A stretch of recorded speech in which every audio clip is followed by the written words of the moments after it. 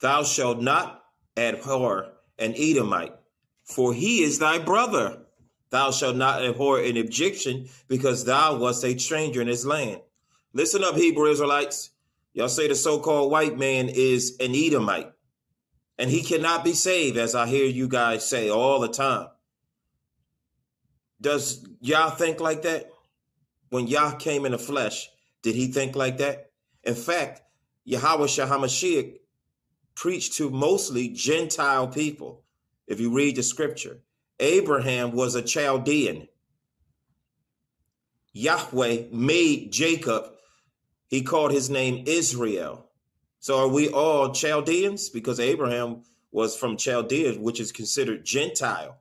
So everyone can be saved. The so-called white man, Russian, German, they all can be saved through grace, through faith, through the Spirit. Oh boy. Before I begin, I want to give all praise, glory, and honor to Yahawah, BaHa, Yahawashi, BaHa, YAHAWASHI. Double honors to the elder apostles of the great millstone who rule well. Peace, blessings, and salutations unto the hopeful elect tabernacle of David, scattered throughout the four corners of the earth. Well, one, the scriptures say not to mar the corners of your beard. And, I think he'd know that the fact that this guy here, he's quoting from Deuteronomy 23, which is in our law, which he clearly has no understanding of, and more than likely has not done the proper research to understand why it says thou shalt not abhor an Edomite. Before I even get into that, you call it upon Yah. The Lord's name is not Yah. All right. His name is Yahawah, not Yah. But a lot of guys that call upon that name, steer clear of. A lot of those guys usually are not right. They usually have a weak understanding of the scriptures, and we normally we write them off like they're not really a part of this thing like that. And it sounds like he's teaching that the Most High is YAHAWASHI, because he said Yahawah Mashiach. That's what it sounded like he said, as if the Most High himself came down in the flesh. That's we don't teach that doctrine. All right. Basically, One West does not teach that. So that brings red flags about this particular individual, because he's teaching that, and his channel is called All Things YAHAWASHI, which you learn YAHAWASHI from the One West camps. So I don't know if this guy's an agent, posing to be an Israelite, or just another bug out, that popped up on the scene. By the way, this little short video, this was very weak. You can dice it up and dissect it, and bring forth, real edification out of it, So anyway, dealing with that whole thou shalt not abhor an Edomite controversy, which we've dealt with this topic many times. Edomites then tried to use this verse, other Christians tried to use the verse. It's time to retire that, just like John 3:16, these type of verses. It's time to, use something new. We've already dealt with it, and the scriptures talk about not leaning upon your own understanding.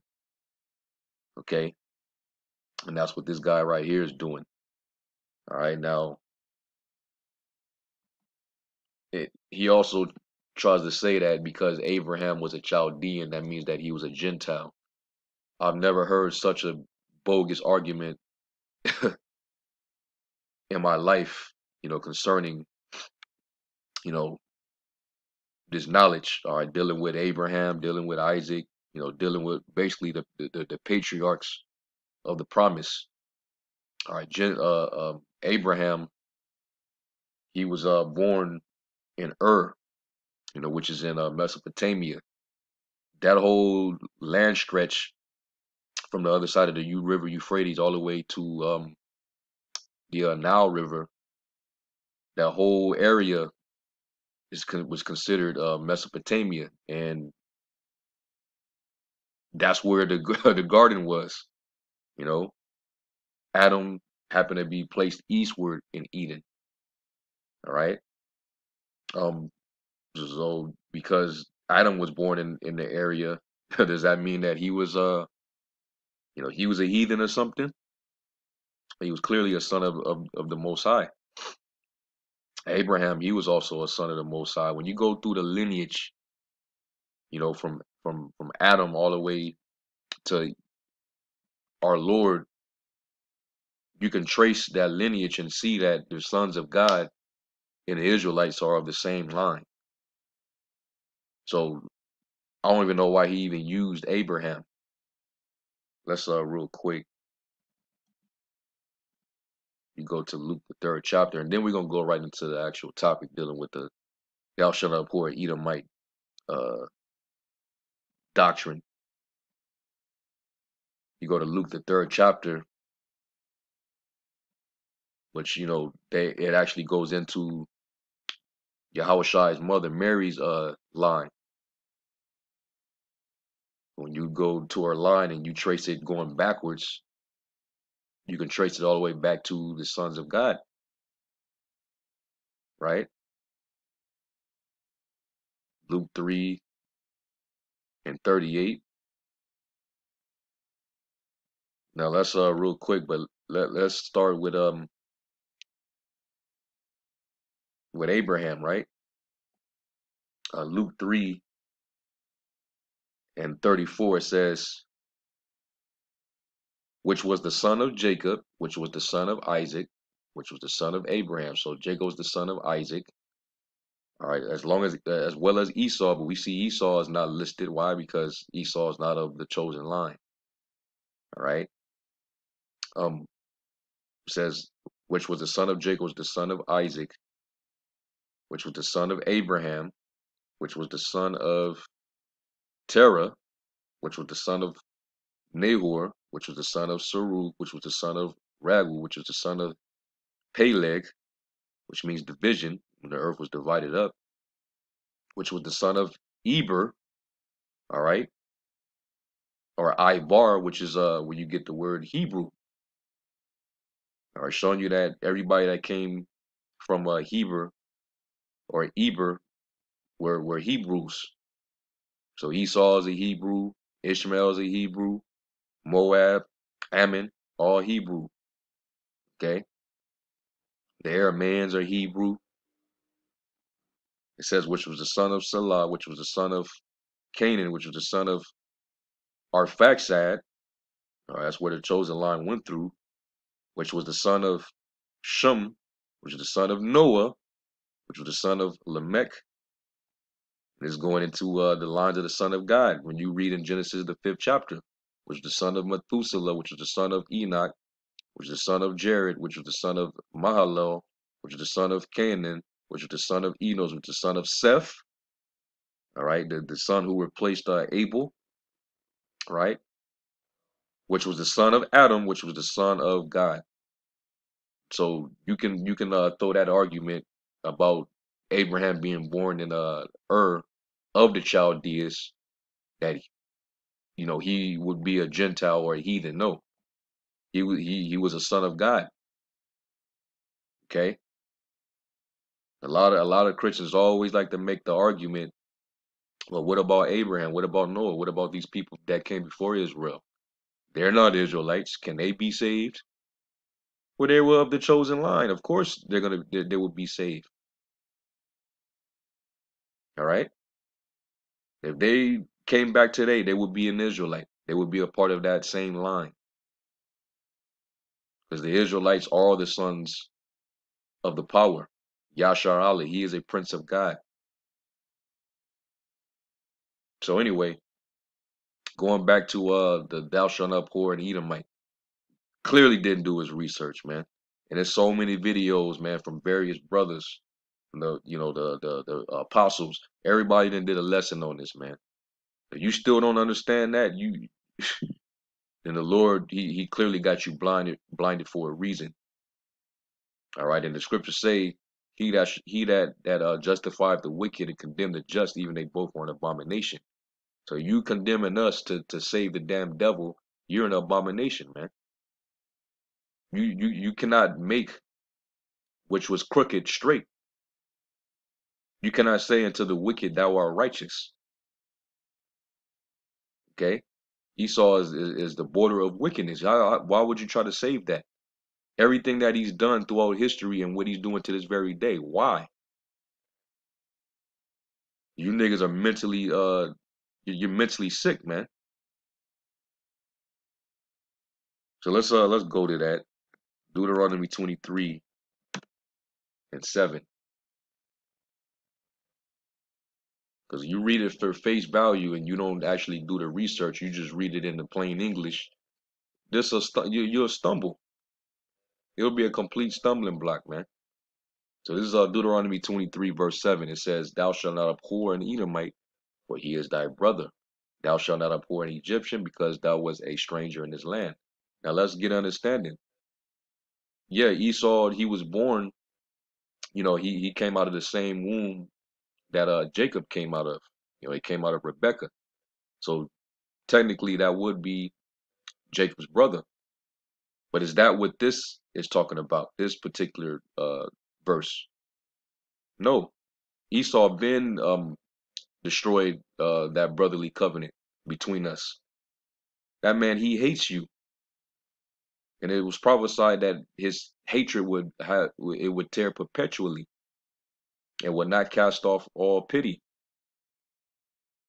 So the Lord is not going to tell us to, don't abhor him, even though he hates you. Nah, man. The Lord said he hated Esau.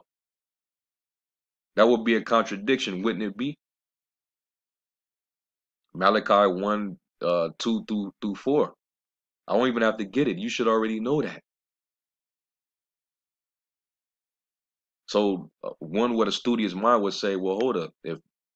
If the Most High says he hated Esau, but then in his law said don't abhor them, that sounds like a contradiction. Something ain't right.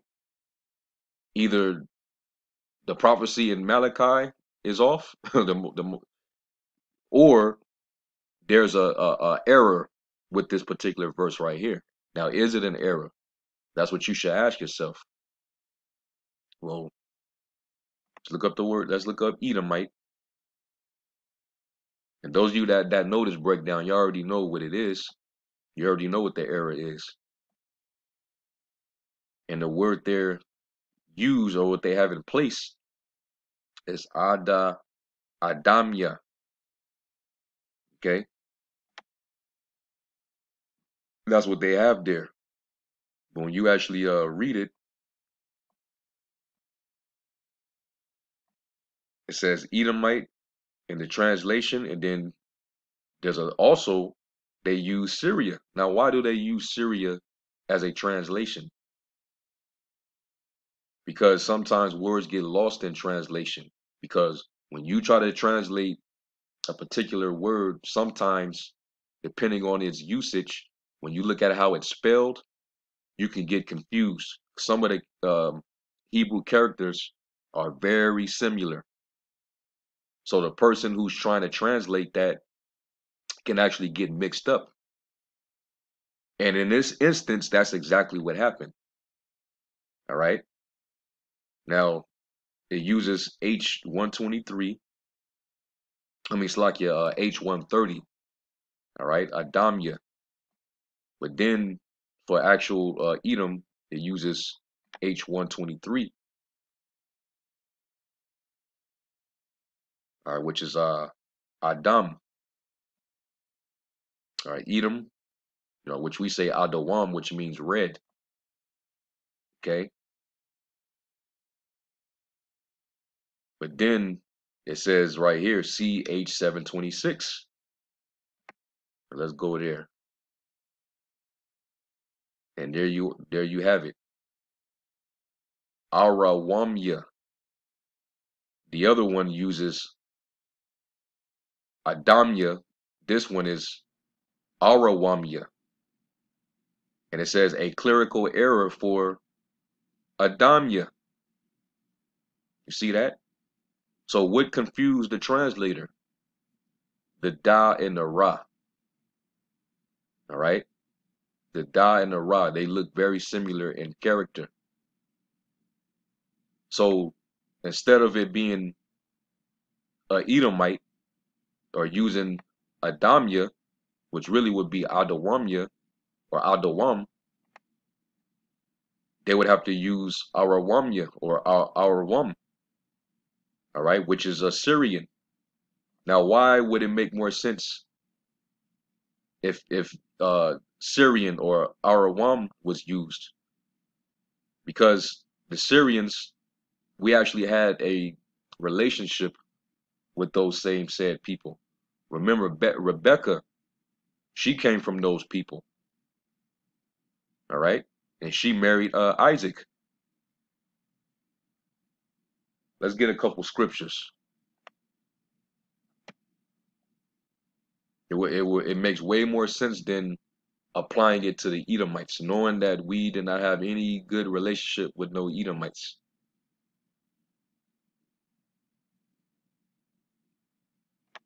And the word abhor doesn't mean hate, by the way. It just means to detest. Like you see somebody with the with the monkeypox, you're gonna stay away from them because you don't want to catch that infection. You don't want it. All right, so you're gonna abhor that person and stay away from them. That doesn't necessarily mean you hate that individual.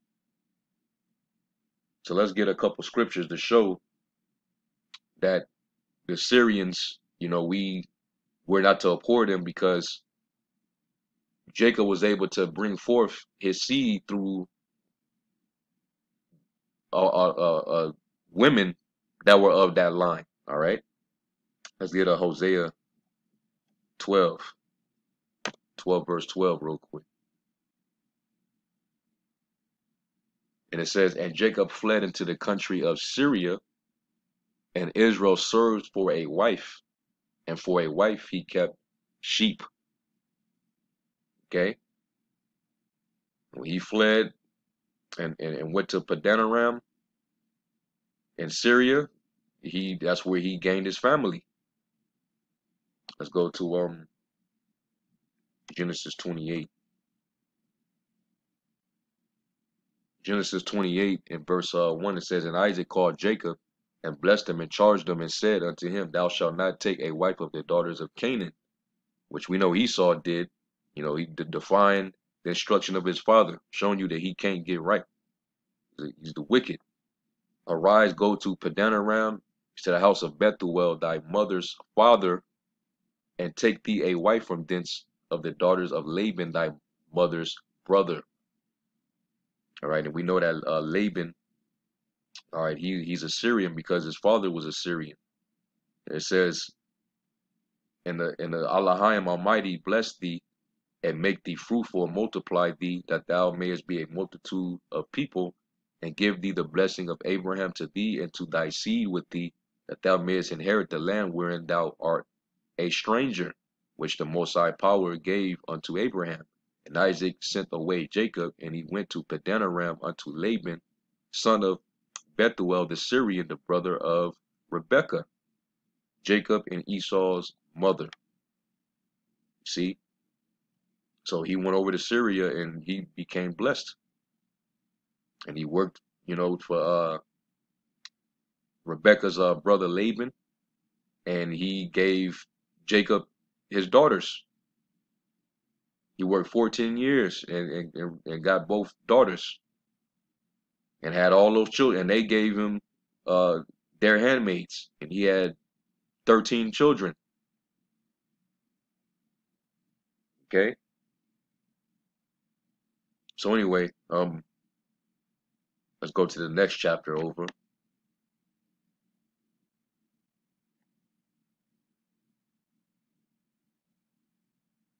Let's go down to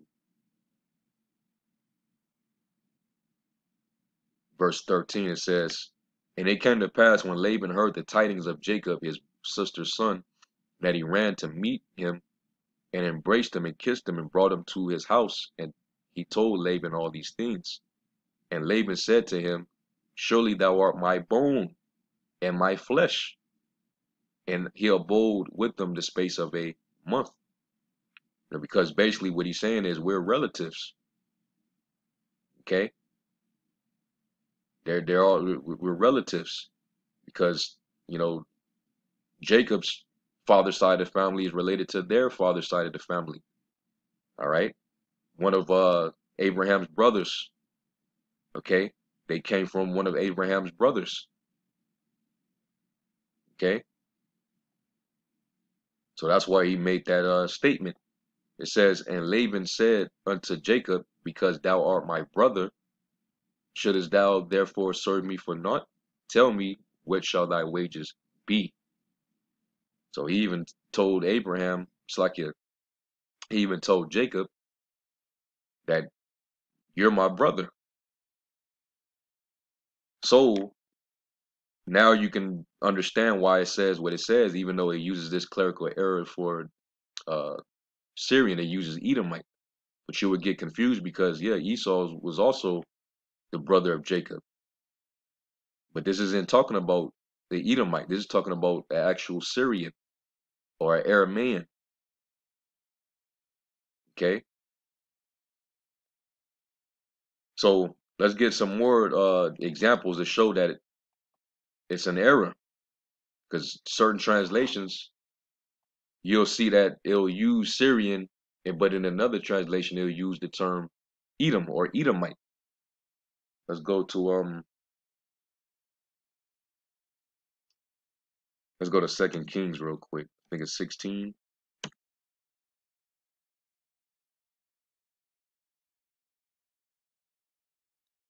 There's 2 Kings 16 and verse 5. It says, "Then Rezin, king of Syria, and Pekah, son of Remaliah, king of Israel, came up to Jerusalem to war, and they besieged Ahaz, but could not overcome him. At that time, Rezin, king of Syria, recovered Elath to Syria, and drave the Jews from Elath. And the Syrians came to Elath and dwelt there unto this day." All right. Now, if this is the king of Syria and he took this land, all right, and made it a province of Syria and moved the Jews up out of there so that the Syrians can dwell there, that would mean that these were Syrian people. But when you read these other translations showing you that they got lost in translation, some translations has it as Edom. It says, "At the time, king of Edom recovered the town of Elath for Edom. He drove out the people of Judah and sent Edomites to live there as they do to this day." See that? NIV, "At that time, Rezin, king of Aram," which is clearly not of Edom, of Esau, "recovered Elath for Aram by driving out the people of Judah. Edomites then moved into Elath." So that doesn't make any sense.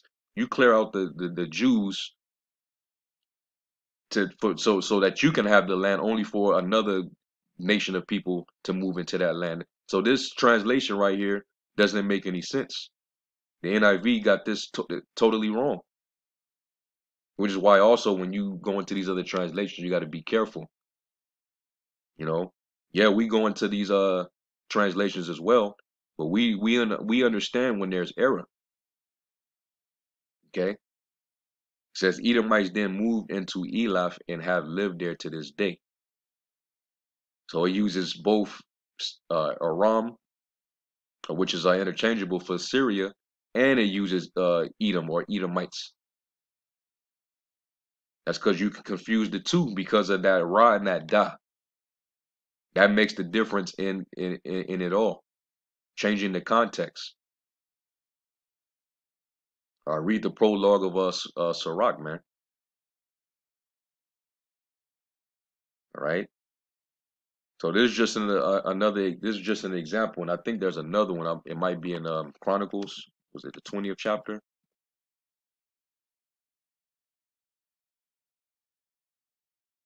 Second Chronicles 20:1. It says, and it came to pass after this also that the children of Moab and the children of Ammon, and with them other beside the Ammonites, came against Jehoshaphat to battle.